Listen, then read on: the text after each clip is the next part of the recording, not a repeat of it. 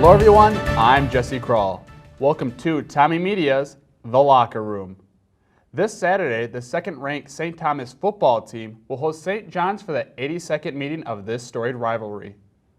Both teams carry 2-0 records into their first MIAC Conference game of the season. The Tommies are coming off a 25-7 victory over Wisconsin River Falls last Thursday. I'm joined today by Coach Glenn Caruso, linebacker Tremayne Williams, and defensive lineman Riley Dombek. Thank you for joining us. Good to be here. Coach, rushing is a huge part of St. Thomas's offense. Last week, St. John's allowed more than 280 yards of rushing. What will the team do to take advantage of this apparent weakness?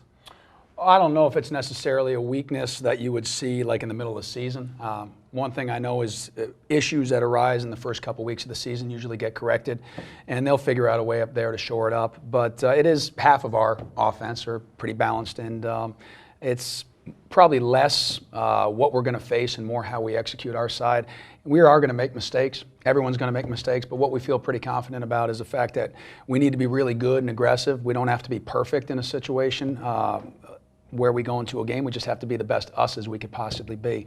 So we'll make our mistakes. They'll make some plays. Hopefully we can get in a little rhythm with the ground game, but just try and stay relaxed and be us. Tremayne, the defense held the River Falls offense 244 yards, but gave up some big plays. How is the defense going to limit the Johnnies' big plays this weekend? I mean, I feel like every team's going to make big plays. You know, we'll do our best to stop, you know, what they do and what they do best. And we practice this week. We work hard, and you know, we try to game plan against them, and we try to, you know, play our defense and limit their big plays. Coach, the team never really found its groove last Thursday. Right. Also, the head coach for St. John's is in his first year of head coaching. How did these two things go into the game planning this week? Last week was really compartmentalizing last week. We did play on a short week, and not an excuse because they did too, and that was agreed to by us. But last week was more or less, let's play it, let's get through it, let's take our win, and let's move forward, which gave us a long week this week.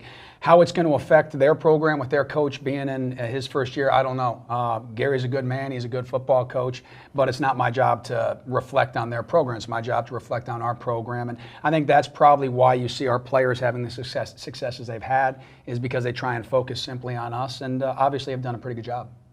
Riley, last week St. John's rushed for more than 140 yards. What must you and your defensive linemen do in the trenches to make the running game ineffective?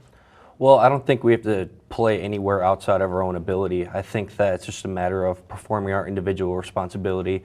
We focused all week that if everyone performs their responsibility, they're not going to be able to run on us. And I think during the game, if we can just focus on doing our job, we're going to be just fine. And now it's time for this week's fan question. Coach, sophomore Cody Linton wants to know, having a dual threat quarterback yourself, what is the hardest part of defending one? A great question. Just the fact that they're so balanced, and you know, a quarterback that can only throw, you can more easily prepare and game plan for that. Quarterback that can only run, same thing there, just on the flip side. But it keeps you on your toes a little bit more, just to make sure that you have everything covered. And you know, we're a big proponent of dual threat quarterbacks. That's the type of guy that we recruit.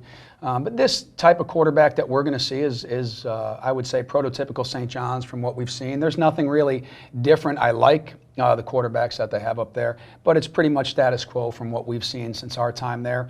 If you do give them an opportunity to move around, they can take advantage of that as well, regardless of which quarterback they end up playing. And the offense is pretty much similar to what it's been the last several years. A little more shotgun, you know, certainly a screen game that wasn't there before, which we'll prepare for.